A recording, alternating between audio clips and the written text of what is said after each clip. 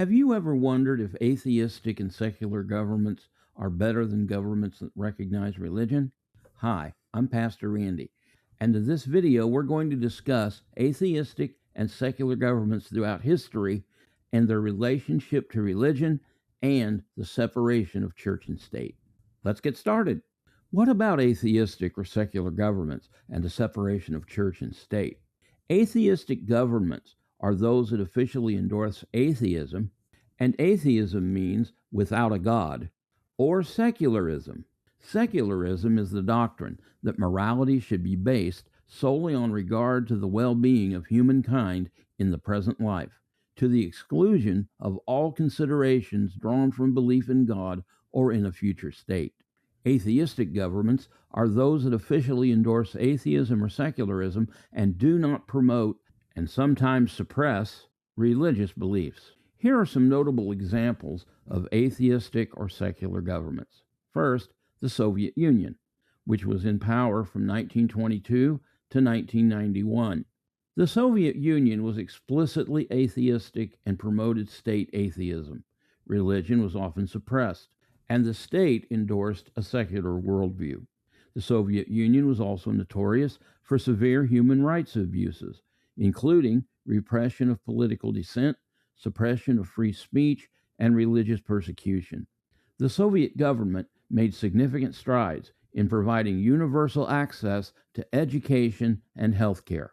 Early Soviet policies promoted gender equality, granting women's rights to work, education, and participation in politics. Who's next? The People's Republic of China, 1949 to the present. The Chinese government officially promotes atheism and has controlled religious practices through state regulation. China has faced widespread criticism for human rights abuses, including restrictions on freedom of speech, suppression of political dissent, and severe measures against religious and ethnic minorities such as the Uyghurs. The Uyghurs are Chinese Muslims. Number 4 in our list of atheistic and secular governments is the Democratic People's Republic of Korea. That's North Korea. The North Korean state promotes an ideology centered around the Juche idea, which is secular and atheistic. The regime suppresses religious practices and promotes a cult of personality around its leaders. The North Korean government has historically emphasized state-provided health care and education accessible to all citizens. Next up, Cuba, 1959 to the present. After the Cuban Revolution, the government adopted Marxist-Leninist principles and promoted state atheism. The Cuban government has faced criticism for restrictions on freedom of speech, press, and assembly. Political dissent is often met with repression. France, secularism in the 20th century. While not officially atheistic, France strongly promotes secularism in public life. Remember, secularism is concerned with this life only, with absolutely no consideration of the possibility of a life to come. The state maintains a strict separation of church and state and does not endorse or promote any religion. France upholds the right to freedom of religion and belief, ensuring that individuals can practice their faith or lack thereof without state interference. The French government has been a strong advocate for civil rights, including freedom of expression, assembly, and the protection of individual liberties. French law supports gender equality, LGBTQ+ rights, and the protection of personal freedoms.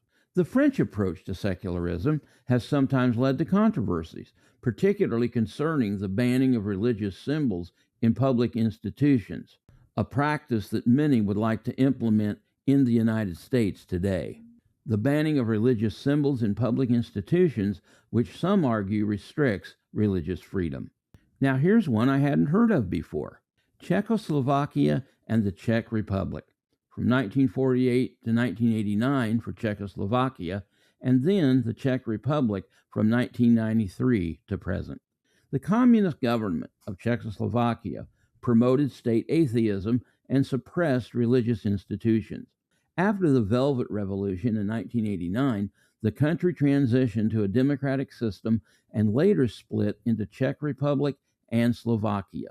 Following the end of communist rule, The Czech Republic has become a democracy with strong protection for human rights, including freedom of speech, assembly, and religion.